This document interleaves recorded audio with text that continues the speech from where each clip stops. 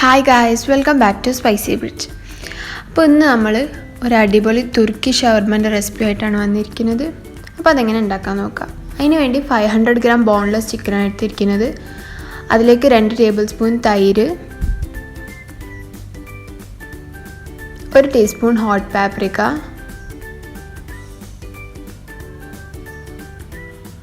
1 teaspoon കുരുമുളക് പൊടി,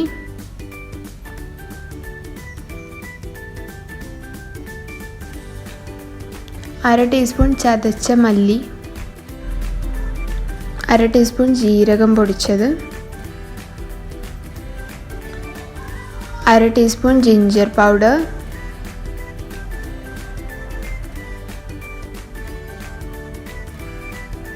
1/2 teaspoon garlic powder, ആവശ്യത്തിന് ഉപ്പ്, 1 ടീസ്പൂൺ സുർക്ക. എന്നിട്ട് നമുക്ക് ഈ ചിക്കൻ നല്ലപോലെ ഒന്ന് മിക്സ് ചെയ്തെടുക്കാം.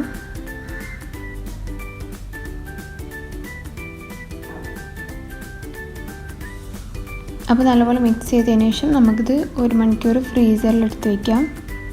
അപ്പോൾ അതിന് ശേഷം നമുക്ക് ഷവർമയിൽ ഫില്ലിംഗ് ആയിട്ടുള്ള സോസ് തയ്യാറാക്കാം. അതിന് വേണ്ടിയിട്ട് തഹീന സോസും മയോനൈസാണ് വേണ്ടത്. അപ്പം 2 ടീസ്പൂൺ മയോനൈസിലേക്ക് 1 ടീസ്പൂൺ തഹീന സോസും ഇട്ട് നല്ലപോലെ ഒന്ന് മിക്സ് ചെയ്തെടുക്കാം. അപ്പോൾ നമ്മുടെ സോസ് ഇവിടെ റെഡിയായി. അപ്പോൾ നമ്മുടെ ഷവർമ റോൾ ചെയ്യുന്ന ടോർട്ടില്ല നേരത്തെ സിംഗർ റോൾ ചെയ്യാൻ യൂസ് ചെയ്ത സെയിം ടോർട്ടില്ല തന്നെയാണ്. അപ്പം ഇതിൻ്റെ റെസിപ്പി വേണ്ടിയവർ സിംഗർ റോളിൻ്റെ വീഡിയോ പോയി കാണാം. ഞാനതിൻ്റെ ലിങ്ക് ഇതിൻ്റെ മുകളിലായിട്ട് കൊടുക്കാം.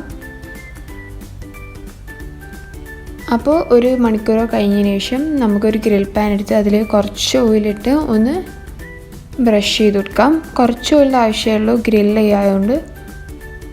എന്നിട്ട് നമ്മുടെ ചിക്കൻ നേരത്തെ മാറ്റി വെച്ച ചിക്കൻ നമുക്കിതിലേക്ക് ഇട്ട് കൊടുക്കാം.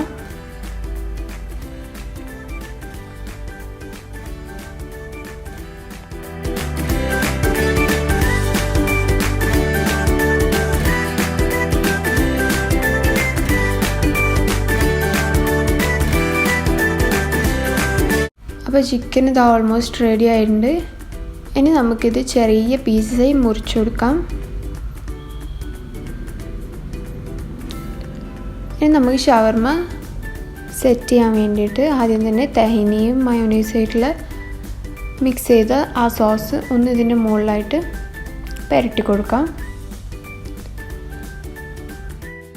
അതിനുശേഷം നമ്മൾ നേരത്തെ ഉണ്ടാക്കി വെച്ച ചിക്കനും നമുക്കിതിലേക്ക് ഇട്ട് കൊടുക്കാം.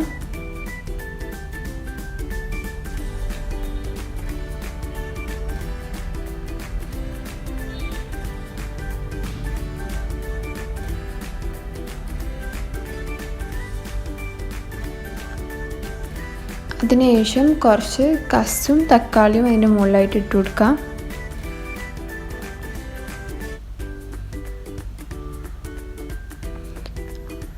അതിനുശേഷം കുറച്ച് ഫ്രഞ്ച് ഫ്രൈസും കെച്ചപ്പും ഇട്ട് നമുക്കിതൊന്ന് റോൾ ചെയ്തെടുക്കാം.